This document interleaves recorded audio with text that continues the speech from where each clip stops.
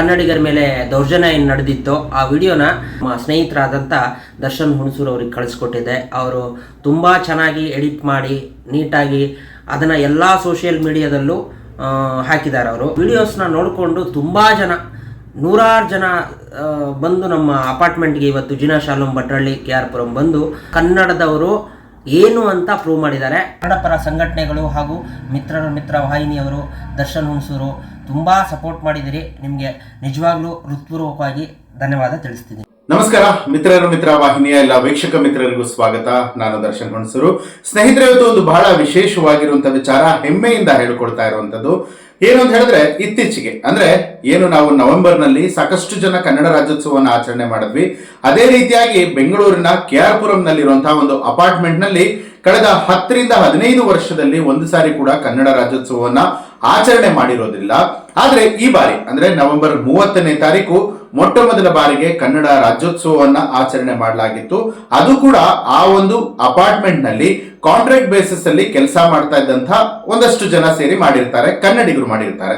ಈ ಒಂದು ವಿಚಾರನ ಇಟ್ಕೊಂಡು ಅಲ್ಲಿರುವಂತಹ ಕನ್ನಡಿಗರಿಗೆ ನಿರಂತರವಾಗಿ ಟಾರ್ಚರ್ ಮಾಡುವಂಥದ್ದು, ಜೊತೆಗೆ ಅವರಿಗೆ ಕೆಲಸದಲ್ಲಿ ಸಾಕಷ್ಟು ಒತ್ತಡಗಳನ್ನ ಹಾಕುವಂಥದ್ದು, ಇದೆಲ್ಲವನ್ನ ದಾಟಿ ಕೊನೆಗೆ ಏನೊಂದು ಸಂಸ್ಥೆ ಇರುತ್ತೆ, ಕಾಂಟ್ರಾಕ್ಟ್ ಸಂಸ್ಥೆ, ಅಲ್ಲಿಗೆ ಈ ಒಂದು ಅಪಾರ್ಟ್ಮೆಂಟ್ ನ MC-ಗಳೇನಿರ್ತಾರೆ ಅವ್ರ ಕಡೆಯಿಂದ ಒಂದು ಮೇಲ್ ಹೋಗುತ್ತೆ, ಇಲ್ಲಿರುವಂತಹ ಎಲ್ಲರನ್ನು ಕೂಡ ಕೆಲಸದಿಂದ ತೆಗೆದು ಹಾಕಿ ಅಂತ.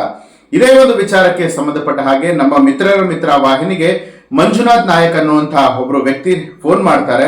ಈ ರೀತಿಯಾಗಿ ನಮ್ಮ ಸಮಸ್ಯೆ ಆಗ್ತಾ ಇದೆ, ನಮ್ಗೆ ನ್ಯಾಯ ದೊರಕಿಸ್ಕೊಡಿ, ನೀವು ಮಾಧ್ಯಮದವರಾಗಿ ನಮ್ಗೆ ಏನ್ ಸಹಾಯ ಮಾಡಬಹುದು ಅಂತ ಕೇಳಿದಂತಹ ಸಂದರ್ಭದಲ್ಲಿ ನಮ್ಮ ಮಿತ್ರ ವಾಹಿನಿ ಅವರ ಕಡೆಯಿಂದ ಒಂದು ವಿಡಿಯೋ ಬೈಟ್ ಅನ್ನ ತೆಗೆದುಕೊಂಡು ಅದನ್ನ ಸಾಮಾಜಿಕ ಮಾಧ್ಯಮಗಳಲ್ಲಿ ಹಾಕಲಾಗುತ್ತೆ.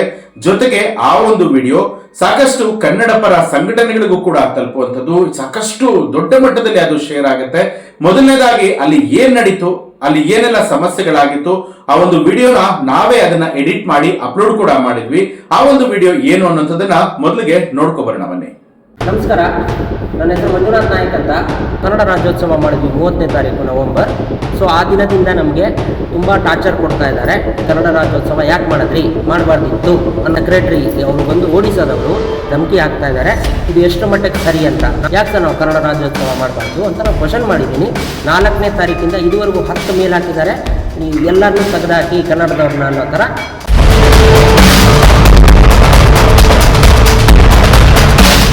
ತುಂಬ ಟಾರ್ಚರ್ ಕೊಡ್ತಾ ಇದ್ದಾರೆ. ಕನ್ನಡದವ್ರು ಬೇಡ ಅಂತ ಕೆಲಸದಿಂದ ತೆಗಿಬೇಕು ಅಂತ ಟಾರ್ಚರ್ ಕೊಡ್ತಾ ಇದ್ದಾರೆ.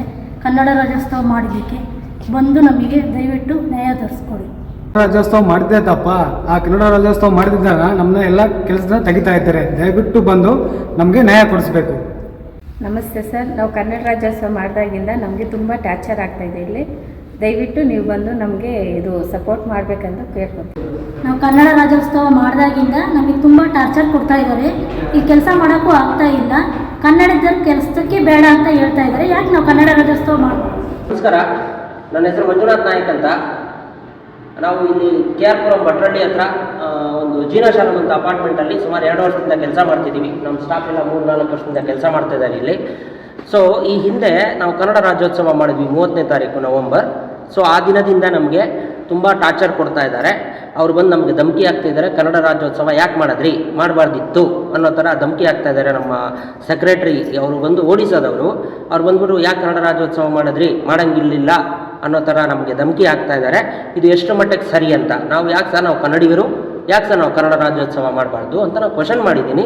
ಸೊ ಆ ಒಂದು ಕಾರಣನ ಇಟ್ಕೊಂಡು ಇವರು ನಮ್ಮನ್ನು ಟರ್ಮಿನೇಟ್ ಮಾಡಬೇಕು, ನಮ್ಮ ಕಂಪ್ನಿನೇ ಟರ್ಮಿನೇಟ್ ಮಾಡಬೇಕು ಅಂತ ನಿನ್ನೆ ಸಂಜೆ ಮೇಲ್ ಹಾಕಿದ್ದಾರೆ. ಈ ಹಿಂದೆ ಈ ಕನ್ನಡ ರಾಜ್ಯೋತ್ಸವ ಆದ ಮೇಲೆ 4ನೇ ತಾರೀಕಿಂದ ಇದುವರೆಗೂ 10 ಮೇಲ್ ಹಾಕಿದ್ದಾರೆ, ಎಲ್ಲರನ್ನೂ ತೆಗೆದಾಕಿ ಕನ್ನಡದವ್ರನ್ನ ಅನ್ನೋ ಥರ ಅವ್ರು ನಮ್ಮ ಆಫೀಸ್ಗೆ, ನಮ್ಮ ಸಬ್ ಕಾಂಟ್ರಾಕ್ಟ್ ಆಫೀಸ್ಗೆ ಮೇಲ್ ಹಾಕಿದ್ದಾರೆ. ಎಷ್ಟು ಮಟ್ಟಕ್ಕೆ ಸರಿ ಸರ್, ಕನ್ನಡ ರಾಜ್ಯೋತ್ಸವ ಮಾಡಬಾರ್ದಿತ್ತಾ, ಮಾಡಬಾರ್ದಾ, ಏನಕ್ಕೆ ಮಾಡಬಾರ್ದು, ನಾವು ಕನ್ನಡಿಗರು ನಾವು ಮಾಡ್ತೀವಿ. ಸೊ ಇದನ್ನು ಕನ್ನಡ ರಾಜ್ಯೋತ್ಸವ ಮಾಡಿದ ಒಂದು ಉದ್ದೇಶಕ್ಕೆ ನಮ್ಮ ಕಾಂಟ್ರಾಕ್ಟ್ನ, ನಮ್ಮ ಕಂಪನಿನ ಕಂಪ್ಲೀಟ್ ಟರ್ಮಿನೇಟ್ ಮಾಡ್ತೀವಿ ಅಂತ ಮೇಲ್ ಹಾಕಿದಾಗ ನಾವು ಎಲ್ಲಿಗೆ ಹೋಗಬೇಕು ಸರ್? ಇದೇ ಕೆಲಸನ ನಂಬ್ಕೊಂಡು ಹತ್ತಿರದಲ್ಲಿ ಮನೆ ಮಾಡಿಕೊಂಡು ನಾವು ಕೆಲಸ ಮಾಡ್ತಾ ಇದ್ದೀವಿ. ಒಂದೇ ಒಂದು ಕಂಪ್ಲೇಂಟ್ ಇಲ್ಲ ಇದುವರೆಗೂ. ಸೊ ನಮಗೆ ಆದಂಥ ಒಂದು ಫ್ಯಾಮಿಲಿ ಇದೆ ಸರ್. ಸೊ ನಾಳೆನೇ ಸ್ಟಾಪ್ ಆಗಬೇಕು ಅಂತ ಹೇಳಿದ್ರೆ ಎಲ್ಲಿಗೆ ಹೋಗಬೇಕು? ದಯವಿಟ್ಟು ಇದನ್ನು ಕನ್ಸಿಡರ್ ಮಾಡಿ. ನಾವು ಕನ್ನಡ ರಾಜ್ಯೋತ್ಸವ ಮಾಡಿದ್ದೇ ತಪ್ಪ ಅನ್ನೋದು ನಮ್ಮ ಕ್ವಶನ್ ಬರ್ತಾ ಇದೆ. ಸೊ ದಯವಿಟ್ಟು ನಮಗೆ ಬಂದು ನ್ಯಾಯ ಕೊಡಿಸಿ ಅಂತ ಕೇಳ್ಕೊಳ್ತೀವಿ. ನಮ್ಮ ಸ್ಟಾಫ್ ಎಲ್ಲರನ್ನೂ ತುಂಬ ಟಾರ್ಚರ್ ಮಾಡ್ತಾ ಇದ್ದಾರೆ, ಇನ್ಕ್ಲೂಡಿಂಗ್ ನನಗೂ ಕೂಡ ಪ್ರತಿದಿನ ಟಾರ್ಚರ್ ಮಾಡ್ತಾ ಇದ್ದಾರೆ. ದಯವಿಟ್ಟು ನಮ್ಮ ಕನ್ನಡಿಗರಿಗೆ ನ್ಯಾಯ ಬೇಕು ಅಂತ ಕೇಳ್ಕೊಳ್ತಾ ಇದ್ದೀವಿ. ಓಕೆ, ಇದಿಷ್ಟು ಬೆಳವಣಿಗೆಗಳು ನಡೆದಿದ್ದು ನಿನ್ನೆ. ಅಂದ್ರೆ ಇವತ್ತೇನೋ ಒಂದು ಹೋರಾಟ ಆಗಿದೆ, ಕನ್ನಡದವ್ರಿಗೆ ನ್ಯಾಯ ಸಿಗುವಂತ ಒಂದು ಸ್ಥಿತಿ ನಿರ್ಮಾಣ ಆಗಿರುವಂತದ್ದು. ಇದಕ್ ಮುಂಚೆ ಏನಾಯ್ತು ಅನ್ನೋದನ್ನ ನೋಡಿದ್ರಿ.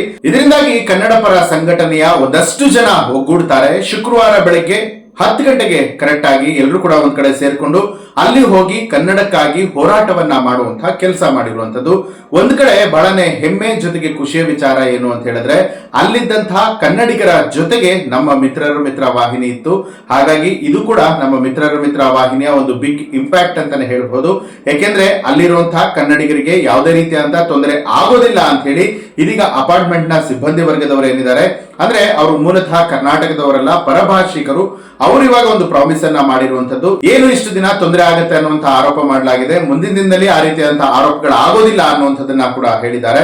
ಅಲ್ಲಿ ಇವತ್ತು ಕನ್ನಡ ಪರ ಸಂಘಟನೆಯವರು ಯಾವ ರೀತಿ ಹೋರಾಟ ಮಾಡಿದ್ರು ಅದನ್ನ ನೋಡ್ಕೊ ಬರೋಣ ಬನ್ನಿ.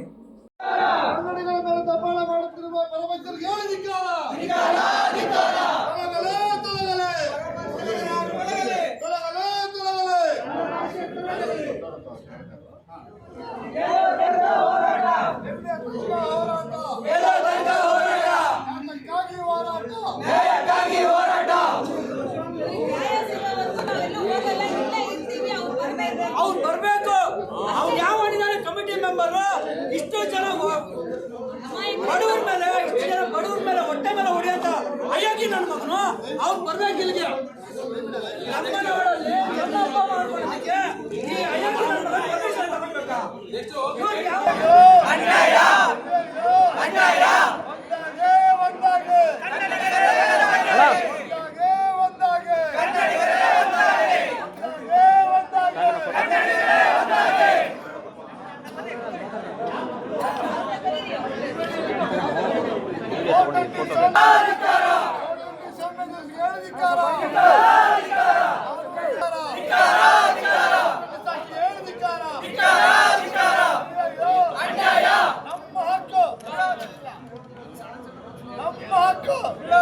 ನ್ಯಾಯವನ್ನ ಕೇಳುತ್ತೇವೆ.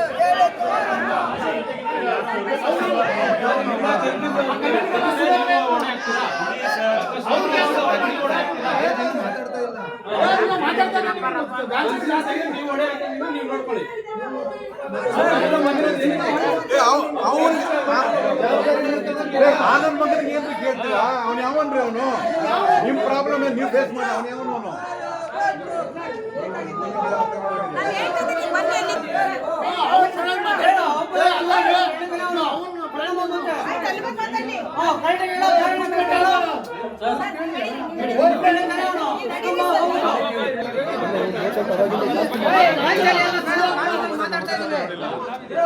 ಸರ್ ಅವ್ನು ಹೇಳಿ ಸರ್, ಏನು ಮಾತಾಡ್ತಾನೆ ಅವನ ಮಗ?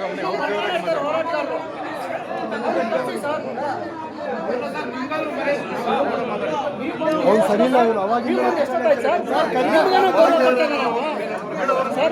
ಒಬ್ಬ ಕ್ರಿಮಿನಲ್ ಆಗಿದೆ ಬಿಟ್ಟಿರ್ತಾರೆ ಸರ್. ಅವ್ರು ಇಷ್ಟು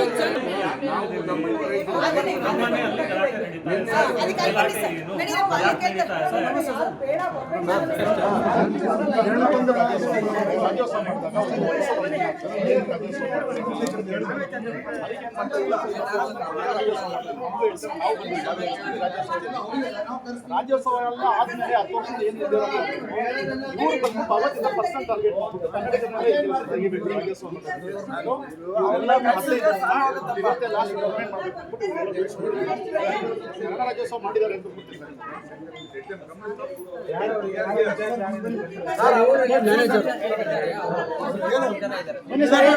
ಅವರು ಸರ್, ಇವ್ರು ಒಬ್ಬರು ಕನ್ನಡದವರು.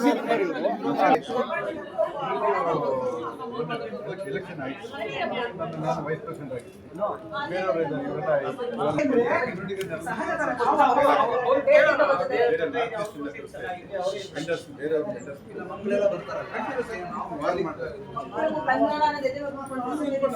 ಯಾವ ರೀಸನ್ ಒಪಿನಿಯನ್ ಬೋಲ್ತಾರೆ ಎಲ್ಲರದು. ಎಷ್ಟು ಜನ ಇದ್ದಾರೆ ಎಲ್ಲರದ್ದು ಫೀಡ್ಬ್ಯಾಕ್ ಇಲ್ಲಿ ನೋಡಿ. ಎಲ್ಲ 120 ಜನ ಎಲ್ಲ ಸರ್ವಿಸ್ ಎಕ್ಸಲೆಂಟ್ ಸರ್ವಿಸ್ ಅಂತ ಕೊಟ್ಟಿದ್ದಾರೆ ಇರೋರು. ಅಷ್ಟೆಲ್ಲ ಕೊಟ್ಟಿದ್ರು ಯಾಕೆ ಇಬ್ಬರೇ ಇನ್ನೊಂದು ಸಾಕ್ಷಿ ಅಂತ ಸಾಕ್ಷಿ ಅಂತ ಒಬ್ಬ ಲೇಡಿ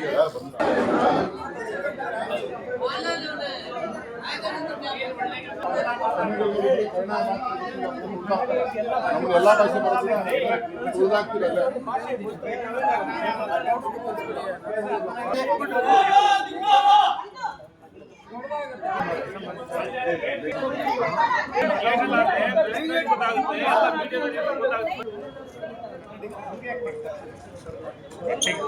ಬರ್ತಾ ಇಲ್ಲ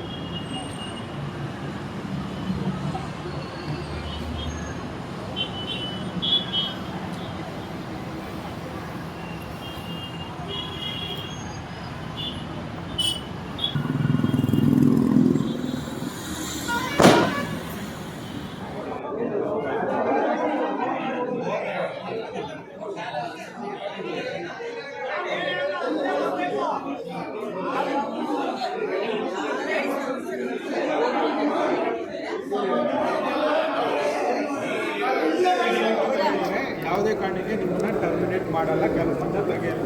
ಅರ್ಥ ಆಯ್ತಾ? ಇವ್ರನ್ನಾಗಲಿ ಅಥವಾ ಏಜೆನ್ಸಿಯವ್ರನ್ನಾಗಲಿ ಏನು ಮಾಡಲ್ಲ. ಈಗ ಮಾಡಿದ್ರೆ ಅವ್ರೇನಿದೆ ಅವರು ರಾಜ್ಯೋತ್ಸವ ಮಾಡಿದ್ರು ಅಂತ ಒಂದು ಕ್ರಿಯೇಟ್ ಮಾಡ್ತಾರೆ. ಅದಕ್ಕೆ ಅವ್ರು ಯಾವುದೇ ಕಾರಣಕ್ಕೆ 100% ಹೇಳ್ತಾ ಇದ್ದಾರೆ ಸ್ವಲ್ಪ ನಾವೇನು ಮಾಡಲ್ಲ, ನಾವು ಜನರಲ್ ಬಾಡಿ ಮೀಟಿಂಗ್ ಕರಿತೀವಿ, ಕರೆದ್ಬಿಟ್ಟು ನಾವು ಡಿಸಿಷನ್ ತಗೊಂಡು ನಿಮ್ಮನ್ನ ಯಾವುದು ಕೆಲಸಕ್ಕೆ ತೆಗೆಯಲ್ಲ ಅಂತ ಅವ್ರು ಆಶ್ವಾಸನೆ ಕೊಟ್ಟಿದ್ದಾರೆ.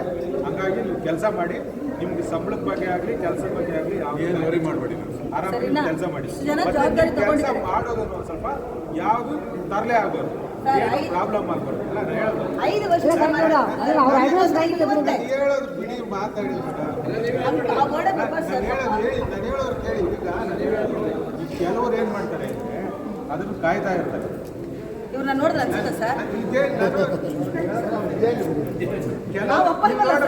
ಕೆಲವರು ಏನಂದ್ರೆ ಏನಾದರೂ ಮಿಸ್ಟೇಕ್ ಮಾಡ್ತಾರ, ಅವ್ರು ಮಿಸ್ಟೇಕ್ ಕಾಯ್ತಾ ಇರ್ತಾರೆ. ಅದಕ್ಕೆ ನಾನು ಹೇಳೋದು, ನಾನು ಅದನ್ನ ನೀವು ಮತ್ತೆ ರಿಪೀಟ್ ಮಾಡ್ತೀವಿ. ನೀವು ಕೆಲಸ ಮಾಡಲ್ಲ ತಾನೆಪ್ಪ, ನಿಮ್ಗೆ ಅವ್ರು ಕೊಟ್ಟಿಲ್ಲ ಅಂದ್ರೆ ಹೇಳಿ, ನಾವು ಬಂದೇ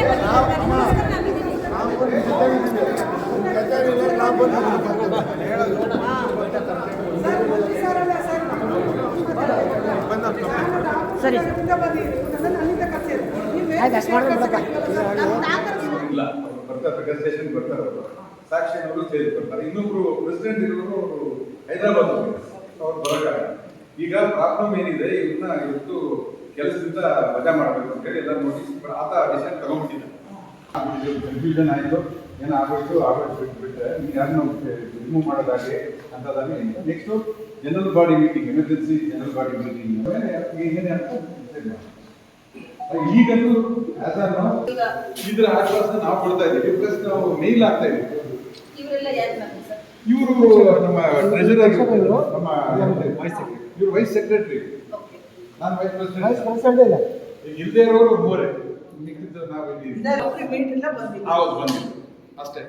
ಈಗ ಸೆಕ್ರೆಟರಿ ಅವರು ಬರ್ಬೇಕು, ನೀವು ಕೊಡಿ, ಏನ್ ಮಾಡ್ತಾರೆ ಪ್ರಾಬ್ಲಮ್ಸ್ ಇಷ್ಟು ಸಾಲ್ವ್ ಆಗಬೇಕು ಅಂತ ಹೇಳ್ತಾರೆ. ನೀವು ಆಶ್ವಾಸನೆ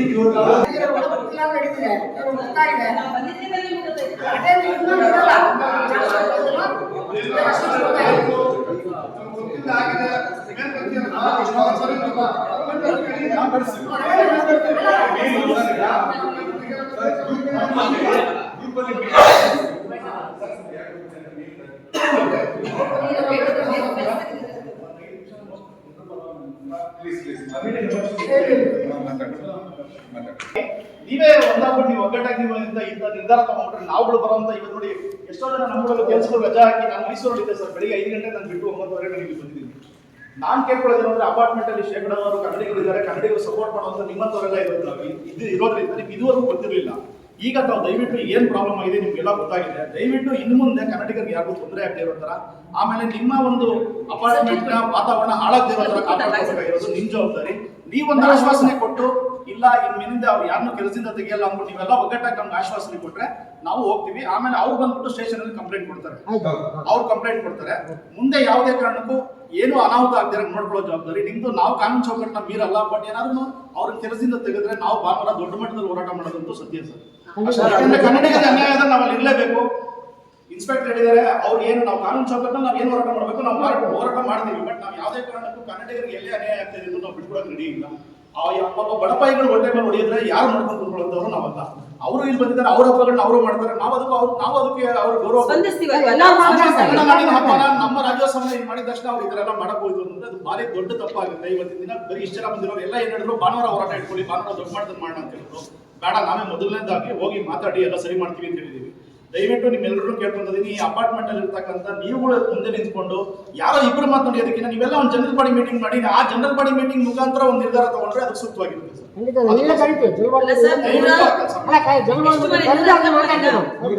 170 ಮನೆಯಲ್ಲಿ ನೀವಿಷ್ಟೇ ಜನ ಸರ್ ಕನ್ನಡಿಗರು ಅಲ್ಲ ಇದಾರ ಅವರು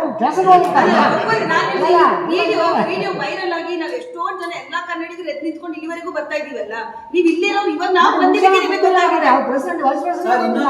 ನಿಮ್ಮ ಕಮಿಟಿಯಿಂದಲೇ ಇವಾಗ 10 ವರ್ಷದಲ್ಲಿ ಇದೇ ಮೊದಲನೇ ಬಾರಿಗೆ ಕನ್ನಡ ರಾಜ್ಯೋತ್ಸವ ಮಾಡಿದ್ರಿ. ಇನ್ಮೇಲೆ ಪ್ರತಿ ವರ್ಷ ರಾಜ್ಯೋತ್ಸವ ಮಾಡಿ ಯಾವ ದೊಣ್ಣೆ ನಾಯಕನ ಅಪ್ಪಣೆನೂ ಬೇಕಾಗಿಲ್ಲ ಅಲ್ವಾ? ಇದು ಇಂಡಿಯಾ, ಎಲ್ಲ ಹಬ್ಬಗಳನ್ನ ನಾವು ಗೌರವ ಮಾಡ್ತೀವಿ. ಪೊಂಗಲ್ ಮಾಡ್ತಾರೆ, ಇನ್ನೊಂದು ಮಾಡ್ತಾರೆ, ಮತ್ತೊಂದು ಮಾಡ್ತಾರೆ. ರಾಜ್ಯೋತ್ಸವ ಮಾಡೋದಕ್ಕೆ ಯಾರ ಅಪ್ಪಣೆ ಮಾಡಲ್ಲ. ಎಲ್ಲರೂ ಸೇರಿಸ್ಕೊಂಡು ಹಬ್ಬ ಮಾಡಿ. ನೀವು ಅಷ್ಟೇನೆ ದಯವಿಟ್ಟು ನಮ್ಮನ್ನೆಲ್ಲ ವಿಶ್ವಾಸ ತಗೊಳ್ಳಿ. ನಿಮ್ಗೆ ಏನೇ ಬಂದಿದ್ರು ನಮ್ಮನ್ನ ಕರೀರಿ, ನಾವು ಬಂದು ಬಂದಿವಿ. ಅಪಾರ್ಟ್ಮೆಂಟ್ ಒಳಗಡೆ ನಾವು ಯಾವುದೇ ರೀತಿಯ ಕಲುಷಿತ ವಾತಾವರಣ ನೋಡಿ. ಅವರು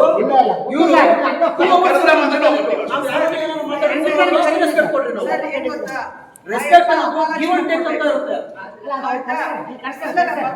ಮತ್ತೆ ಯಾವುದೇ ಕಾರಣಕ್ಕೂ ಅವ್ರನ್ನ ತೆಗಿಬಾರ್ದು ಅಂತ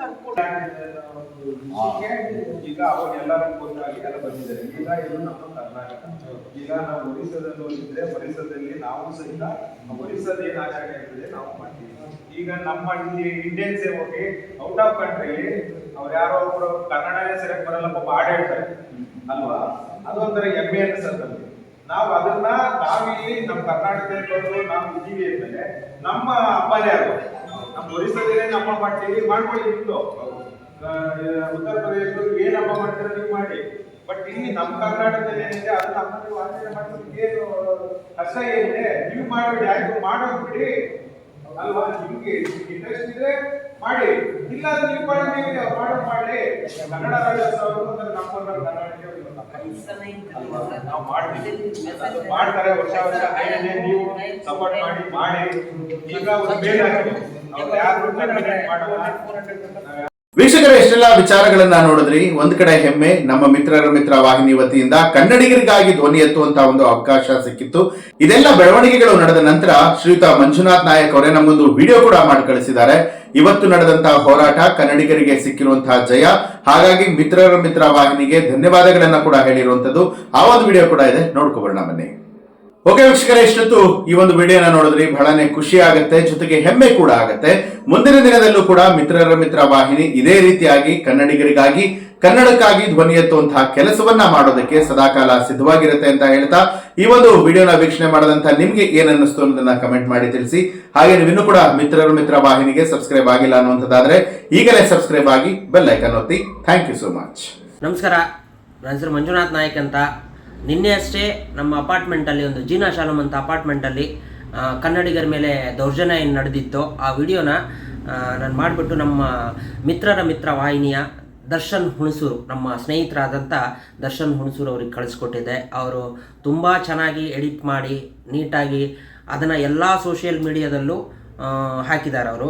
ಸೊ ಆಮೇಲೆ ಕನ್ನಡ ಪರದವರು ಕೂಡ ಅದನ್ನು ಶೇರ್ ಮಾಡಿ ಸುಮಾರು ವ್ಯೂಸ್ ಎಲ್ಲ ಆಗಿದೆ.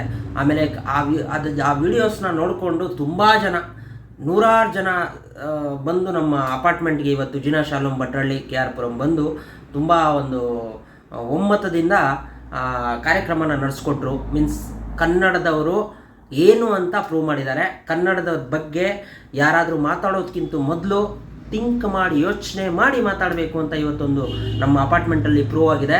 ನಮ್ಮ ಸಹಪಾಠಿಗಳು ಮೀನ್ಸ್ ನಮ್ಮ ಜೊತೆ ವರ್ಕ್ ಮಾಡೋರಿಗೆ ಹಾಗೂ ನನಗೆ ತುಂಬ ಒಂದು ಖುಷಿಯಾಯಿತು. ಇಷ್ಟು ಜನ ಬಂದ್ರ ಅನ್ನೋದು, ನಮ್ಗೆ ಇಷ್ಟು ಜನ ಬರ್ತಾರೆ ಅನ್ನೋ ಎಕ್ಸ್ಪೆಕ್ಟೇಷನ್ ಇರಲಿಲ್ಲ. 100ರಿಂದ 200 ಜನ ಬಂದು ತುಂಬ ಸಪೋರ್ಟ್ ಮಾಡಿದ್ದಾರೆ. ನಿನ್ನೆ ಸಂಜೆಯಿಂದ ಆ ವಿಡಿಯೋ ವೈರಲ್ ಆಗಿದ್ದು ಕನ್ನಡದವರು ಅಂದರೆ ಹೇಗಿರ್ಬೇಕು, ಕನ್ನಡದವ್ರ ಮುಂದೆ ಹೇಗೆ ಮಾತಾಡಬೇಕು, ಕನ್ನಡದವ್ರು ಅಂದರೆ ಏನು ಅಂತ ಇವತ್ತು ತಿಳಿಸ್ಕೊಂಡಿದ್ದಾರೆ ನಮ್ಮ ಅಪಾರ್ಟ್ಮೆಂಟಲ್ಲಿ. ತುಂಬ ಖುಷಿ ಆಗುತ್ತೆ ನನಗೆ. ಇಷ್ಟೆಲ್ಲ ನಮ್ಮ ಕನ್ನಡ ಪರ ಸಂಘಟನೆಗಳು ಹಾಗೂ ಮಿತ್ರ ವಾಹಿನಿಯವರು, ದರ್ಶನ್ ಹುಣಸೂರು ತುಂಬ ಸಪೋರ್ಟ್ ಮಾಡಿದ್ದೀರಿ. ನಿಮಗೆ ನಿಜವಾಗ್ಲೂ ಹೃತ್ಪೂರ್ವಕವಾಗಿ ಧನ್ಯವಾದ ತಿಳಿಸ್ತಿದ್ದೀನಿ. ಜೈ ಕರ್ನಾಟಕ. ಹೆಚ್ಚಿನ ವಿಡಿಯೋಗಳಿಗಾಗಿ ಮಿತ್ರರ ಮಿತ್ರ ಚಾನೆಲ್ ಅನ್ನು ಸಬ್ಸ್ಕ್ರೈಬ್ ಮಾಡಿ, ಬೆಲ್ ಐಕಾನ್ ಒತ್ತಿ.